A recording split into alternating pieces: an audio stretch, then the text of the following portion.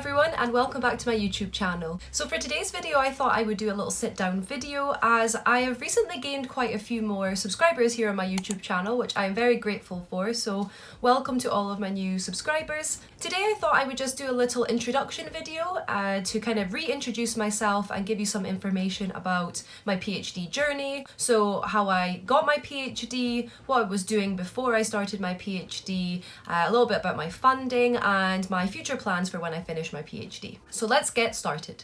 So to anyone who's new to my channel, hello, my name is Jessica and I'm a third year PhD student at the University of Aberdeen, and I carry out my lab work at a lab within the Department of Chemistry called the Marine Biodiscovery Centre. In simple terms, the main aim of my research project is to try and find a natural compound from marine invertebrates which can be used as an anti-fouling compound to help prevent biofouling in the marine environment. I'm not going to go into too much detail today about what the ins and outs of my research project are, but if you are interested in finding a little bit more out about my project, I will link, I think, up this side to my previous video, which was a presentation at a recent conference where I discussed my work and presented what I get up to in my research project. So how did I begin my kind of chemistry and research journey? I actually carried out a 5-year Master of Chemistry degree at the University of Aberdeen, and that was in 2018, I think, that I graduated, which feels like a lifetime ago. And after I finished my MChem degree, I actually went and worked in industry for 1 year. I went to Malta, which is a small island just below Italy, and I worked there as a quality control laboratory analyst for a pharmaceutical company for 1 year. At the time of finishing my degree, I did know that I wanted to do a PhD, but there weren't really any opportunities available which looked interesting to me, and I didn't see the point in kind of jumping into a PhD program in a project which I wasn't 100% interested in. So this job came up in Malta and I thought, why not? Let's go and see what happens. So when I was about 1 year into my job in Malta, I was actually contacted by my current supervisor, who told me that there was a PhD position available for a project which sounded completely interesting to me, and he said, if you're interested, then you should apply. So I applied for the PhD position after a couple of months of doing like the application form, and I did an interview in person actually, because I was back in Scotland visiting at the time.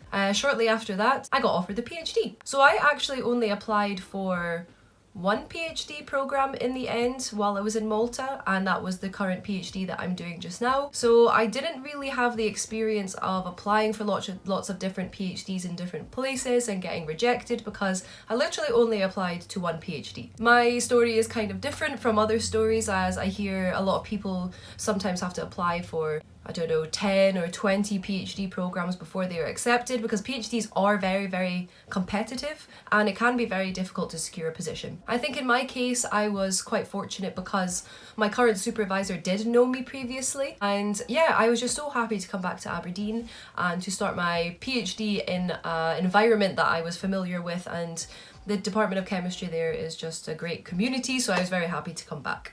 One of the key things that attracted me to this specific PhD program was that I had previously carried out natural products chemistry work in my undergraduate degree. So I did a 4-month placement in Italy when I was in my final year of my undergraduate program, and this helped me to decide that I was interested in the field of natural products chemistry.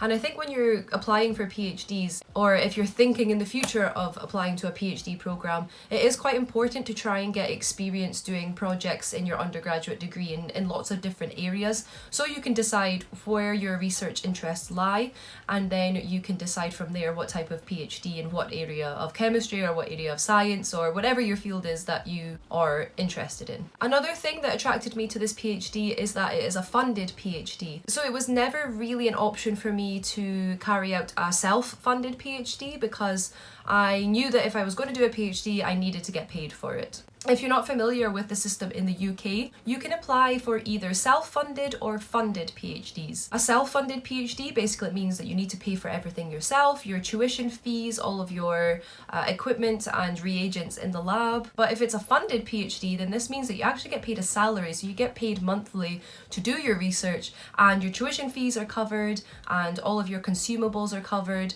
So you basically get paid to do your research, and at the end of it, you get your degree. I do know some people in my lab that have taken the self-funded route, but for myself personally, I knew that I could not afford to do a self-funded PhD, and I would not have chosen to do one if there wasn't funding available. My PhD is actually funded by the National Decommissioning Centre, the Oil and Gas Technology Centre, and the University of Aberdeen, so it's like a three-way funding system. So if you are looking to apply for a PhD, just make sure you're aware of whether it is a funded PhD or a self-funded PhD. So just to kind of summarise my PhD journey, I studied 5 years at the University of Aberdeen and obtained a Master of Chemistry degree. I then went and worked for 1 year in Malta in a pharmaceutical company as a laboratory analyst in the quality control department, and then after 1 year I came back to academia to pursue my PhD, which I am now in the 3rd year of at the University of Aberdeen. Thank you so much for tuning into my video today, and I hope you learned a little bit more about me and my PhD journey, and if you do have any questions, please don't hesitate to ask me in the comments section below, as I love to hear suggestions for new videos, and I'm always willing to give advice to new PhD students or existing PhD students if you need advice, or anyone who's planning to do a PhD in the future. You can also contact me via my Instagram page, which is @myphdandme_. I always am willing to answer direct messages from people asking questions, looking for advice, so don't hesitate to come and have a chat on my Instagram. Thank you again so much for watching, and thank you to everyone for subscribing and for supporting my channel. I really do appreciate it, and it keeps me motivated to keep making new videos every week. Thank you so much, and see you next time. Bye!